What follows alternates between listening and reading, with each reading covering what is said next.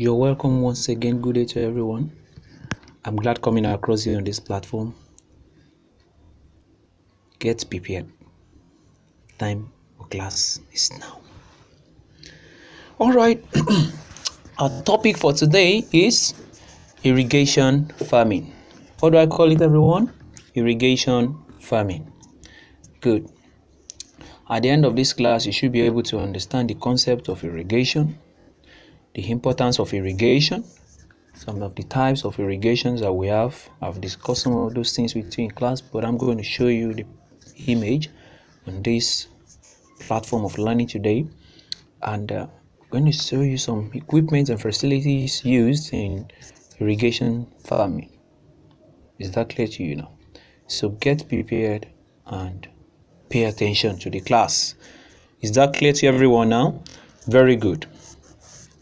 Irrigation farming is our topic. Good job. Now, what is irrigation farming? Currently now we are in rainy season, isn't it? Good. Farmers are happy now going to the farm to go and start planting, isn't it? Very good. They go to farm, they start cultivating the piece of land, and the ground will be soft for them of the part of the country that they don't have the favor of climate to them. Some of them, they don't have the opportunity to have longer period of rainfall. So in those period of time that they don't have rainfall even at all, how do you think products? How do you think they were going to hit? Hence, the need for irrigation farming. What do we mean by irrigation farming? Irrigation farming is a system of agricultural practice that involve application of what? Controlled amount of water for crop plantation. I'm going to show you that very shortly. Now, can you right now here? Good. I'm sure you can see these images. Can you see water being sprayed in different patterns on crops?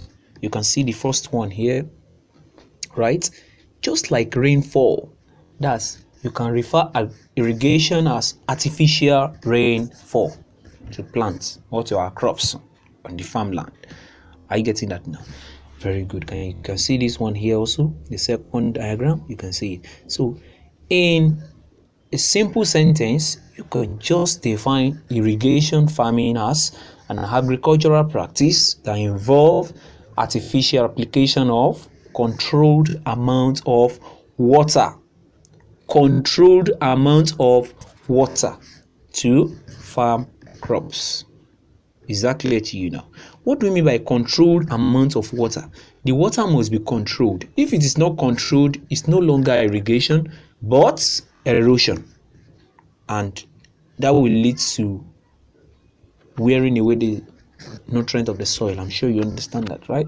Very good. So irrigation is one of the practice that is being carried out when there is no rainfall.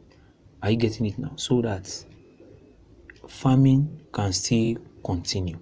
So no season is consistent to favor all the part of the country. But they must hit. Are you getting it now? Some people love vegetables, especially in some of these Chinese country. They can't do without vegetables. So do you want them to starve during dry season? Here's the wisdom for irrigation farming. So I put a statement here. I say no season is constant to favor crop farming all over. No season is constant to favor it. Hence, the need to apply controlled amount of water to plants. So when you are applying controlled amount of water, when the water is controlled like flood, that's not what we are talking about here. Are you getting it now? A controlled amount of water to plants is called irrigation farming. Do you understand that now? So you can wake up one morning and start with your watering can, try to water your ornamental flowers in the premises of your house. You're practicing irrigation farming. Are you getting that now? Very good. Now let's move to the next slide. Now, why do we practice irrigation farming? I mean, what exactly are the main reason we can put together as a vocational studies that can be the reason why we practice irrigation farming. Now follow me please. The first is what I refer to, getting farm crops ready all through the year round, even during unfavorable season. Can you see these plants here? Perishable crops like tomatoes, vegetables, and maize. These are crops that they can't survive without water. And we can't do without some of these things regularly, especially vegetables and tomatoes and some other spices that we use in cooking. We can't do without them. So that's why during dry season, you realize that some of these things are very expensive. Why are they expensive? It's because there is no rain. So they practice irrigation. That's artificial application of water now to these crops to make them available in the market for us. So one of the reasons why we practice irrigation farming is to get farm crops all year round, even during unfavorable season or for farming. Do you understand that now? During unfavorable seasons like drought and during the Harmattan, when everything is so dried, there's no rainfall, it's only dry wind. Especially in the northern part of the country, you don't expect them to be starving all through those periods. They have to do something. So they practice irrigation farming. Per state. What do you mean by that? If the soil is exposed to excessive sunlight and nothing is being done to that, the soil loses its fertility gradually as a result of excessive sun. So one of the way we can keep the fertility of the soil is by what? Practicing irrigation, by watering it. When you water the soil, the soil microorganisms, the soil living organisms, they will also what? They will gear up and improve the soil's fertility. Do you understand that now? Number 3 is to overcome famine. It's similar to number 1. Are you getting that now? More especially in places like deserts. Some countries that are very close to deserts, such as Niger and some other countries like that, they practice agriculture mostly with irrigation farming. And what do you mean by farming? This word here, this word farming, what do you mean by that? Is a excessive scarcity of agricultural products on the land or in a particular place. Are you getting that now? When there is no food, when the whole thing is just dried. You understand that now? No food, no crops, nothing. You might have the money, but how are you going to buy it? Are you going to travel abroad to go and buy it? That's so ridiculous. And some of these countries, water are not very close to them to allow easy shipping of seafoods. They have no option than to settle for irrigation farming. Are you getting that now? So to overcome famine due to poor storage facility of some of our crops, more especially during planting season. For instance, now during rainy season, that's when food will be very plenty.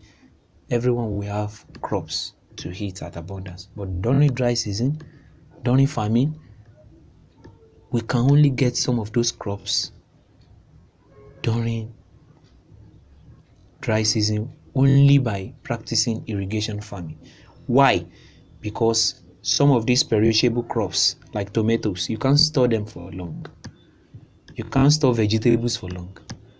You can't keep them in the fridge for long. No, it's not ideal. You have to get them fresh. So getting them fresh, you can obtain that by practicing irrigation farming.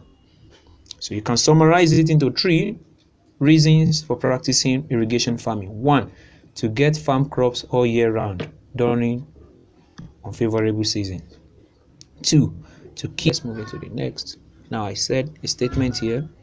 I said irrigation farming is an highly profitable practice because of dry season when there is no rain to favor farming. As I've said earlier, the crops that you buy in the market during dry season are not as cheap as compared to the ones you buy during rainy season.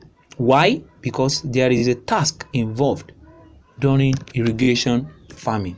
When you apply water, you know it's not easy. Unlike rainfall that is as cheap as God's resources. You know, you can just sit down in your house and your farm is being watered by the rain. So during those periods, there's nothing like rain. So it's an highly profitable practice, because during dry season, some farmers are specialized in irrigation farming. That during dry season is the best time for them to go farming in full and practice irrigation farming, because crops produced during this season, they are at a very higher purchase. The demand for them at a very high rate. You get it now? So those farmers can get enough money. That's one of the vocational practice again. So let's move on to the next slide. Good. Now, some of the major types or systems of irrigation farming. What do we mean by types? Those are the various ways we can practice irrigation farming. You get it now? I mentioned some of them to you in class. In fact, there are more than 7, but for the sake of specification, there are 3 major types of irrigation system. 3 major. There are others, but the 3 major ones that we use in practice are as follows. Let's go. The first one here, can you take a look at the diagram? Let me zoom what I'm talking about. Very good. Now, here is surface irrigation. Can you see surface irrigation? The water is allowed to flow into the... Can you see something here? You see the furrow. Furrow is the space between ridges. The water is allowed to flow through those furrows. Are you getting that now? So when the water is abundantly there, it will allow the soil to drain the water and allow it to get to the plant. So this is a process of supplying water in a rushing manner, like a flood. Not flood, like a flood. Are you getting it now? So the water will be gushing gradually over the land where crops have been planted. Are you seeing it now? You see that the water is not directly on the plant, but within the furrow. That's what we call surface irrigation. Surface irrigation. Good job. So the second one, sprinkler irrigation. What do I call it? Sprinkler irrigation. This involves the supply of water like rain. Can you see it now? In a form of shower, like in your bathroom. I know you know shower, right? Good. You see the sprinklers sprinkling water on the surface of the crop. You see, just like rain. But these are more sophisticated. I won't know myself. These are more powered by engines. Like they connect pipe and they allow the water to be spraying at distance over the crops. You see that now? This type of irrigation is what we refer to as sprinkler irrigation. Good job. Now the third one we have here, this is drip irrigation. This is the third one. What do I call it? Drip irrigation. Drip irrigation involves the supply of water in form of droplets gradually or continually to the crop. What do you mean by that? You allow the pipe, you perforate the pipe that runs through where you have planted the crop on the furrow, on the heaps. The water start dropping gradually in form of droplets on the root of the crops, not rushing, but just dropped. Are you getting that now? So this type of irrigation is what we refer to as drip irrigation. This is one of the most efficient irrigation system. Why is it efficient? No wastage of water. You get it now? No flooding involved. Unlike the first one here. The first one here can involve a process whereby the water will be too much and it will what? It will wash away the surface of the soil. But you say it's still an irrigation practice, more especially if the water in the pipe is rushing in a controlled manner. Do you understand that now? Very good.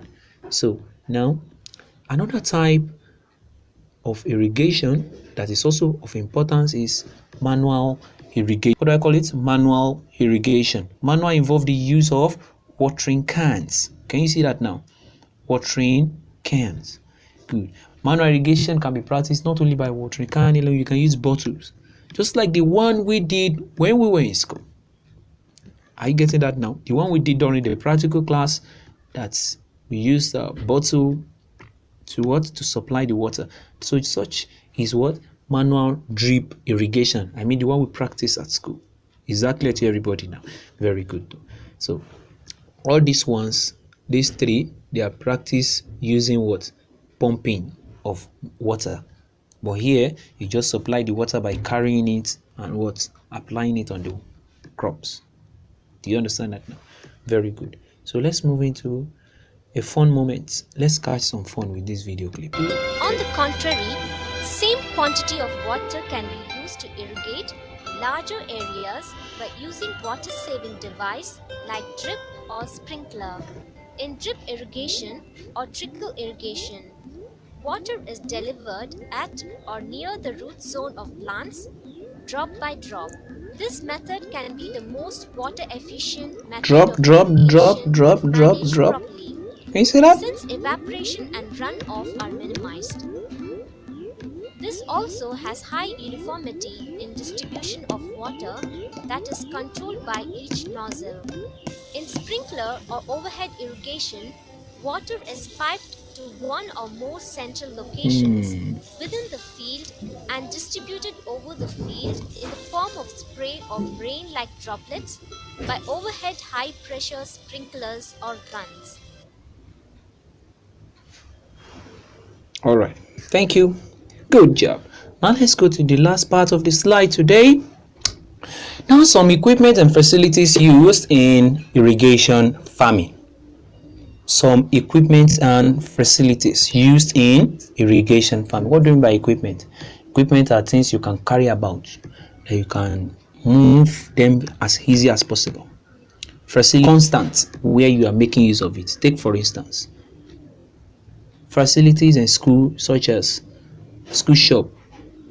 You can't carry school shop home and say you are going home. But if you ask what are the equipment of education or equipment of school, you can talk about pencils, you can talk about markers, you can talk about chalk, as you don't use chalk anyway again. You can talk about your bags. So those are equipments. But when you say facilities, facilities are what you can't carry easily. It's made constant where you are making use of them. Is that clear to everybody? Good. Let's move on. The first one is a water reservation. In it now, there must be a water reserved somewhere. I mean, a very good amount of water. Why? Because if there is no water, you can't practice irrigation farming. So now you can ask a question like, oh man, how can we get water, especially during dry season? Very good question. That is why most irrigation farming are carried out near the water reserved area. Take for instance, some irrigation practices are done near the river. You see it very close to the riverside. But what if there is no river? Oh sure, that makes it more expensive. So you can go for some other aspect like dams. But if there is no dam, then some farmers go to the extent of digging well. If they can't dig well or borehole, they what? They get a very long channel of water from wheresoever it can be found. And the more expensive the source of the water, the more expensive the crops will be sold out. So you see how irrigation farming is one of a vocational practice for some farmers now. Some farmers get good amount of money during dry season. In fact, some of them like it more than rainy season because if they can afford the capital involved, they get good amount of money from it. Are you getting that now? So facility now is water reservation source. There must be a good source of water. Next one, we have a pumping device or pumping engines. Are you getting that now? A water pump or something that can drive water. That's what I refer to as water driving or water pumping engines. Now the third one is watering can. Watering can also be one of the equipment you can use to apply water. Another one is pipes and connectors. What do I call it? Pipes and connectors. So you have a long pipe that connect the water to the crops. Is that clear to you now? And the last but not the least is what we refer to as sprinkling gun. What do I call it? Sprinkling gun. This is what always shoots the water, like it will shoot it as far as possible. Last but not the least is also water What I call it? Water emitter. Is that clear to you now? So if you're talking about some equipment and facilities used in irrigation farming, we have the first one, water reservation source. The second one, water driving or pump engines. Another one, watering can or watering can. Is that clear? Another one is pipe and junction connections. What do you mean by pipes and junction? That you connect and you join the joint of the pipes. Another one is what? Sprinkling gun that shoots the water as far as possible. Are you getting it now? And the last but not the least is what we refer to as water emitter. That's that springs out the water gradually. Water emitter and sprinkling gun works synonymously. So here, see you in the next PVS class. Thank you, thank you, thank you.